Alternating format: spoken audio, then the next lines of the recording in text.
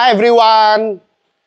We have here a brand new, straight from dealership, Toyota GRS Hilux. The mileage of this unit is only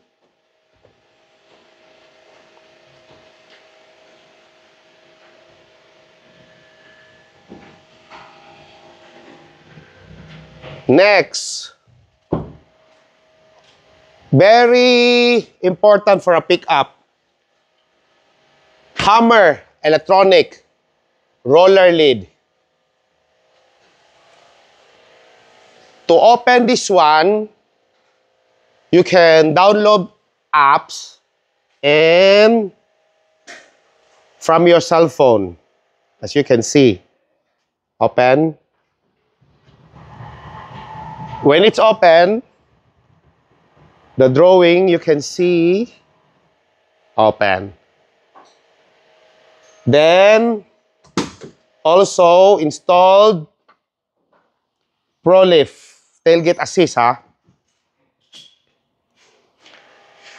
There's light you can control through the cell phone like this, okay. This is high. This is low light. Turn off. If you want to close, as you can see, when the roller lid close on the picture is also closing. This is also equipped with remote control switch and push button from the inside. Let's close it. Also, we replaced the reverse LED to a brighter one.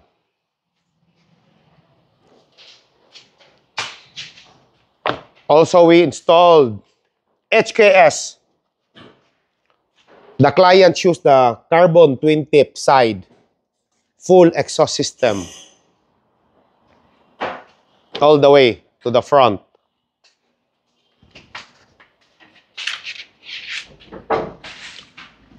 Show you the downpipe. And also the horn on this unit, we're using the MXR horn, 2 sets.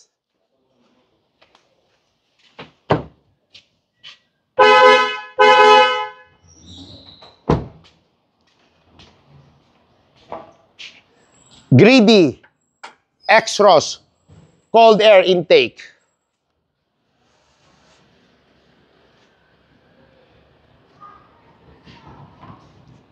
Also, we replace the fog lamp to yellow one.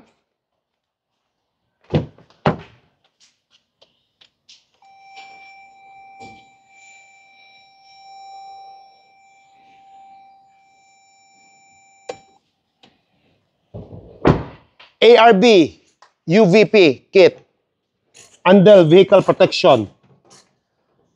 This cover until the transmission.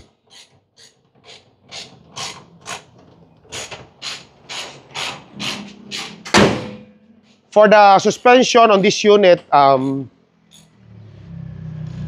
the client chose the MT64 suspension, ARB.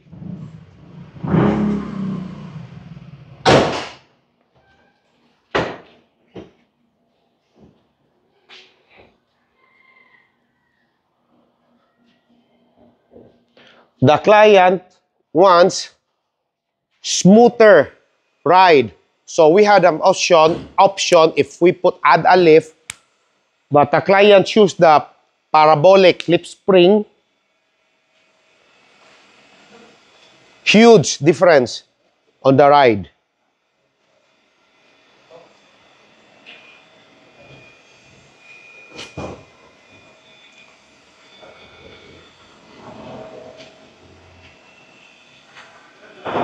For the rims and tires on this unit, we're using the TE37 M spec in bronze color with LPS bronze center cap wrapped in BF Goodrich KO2 tires.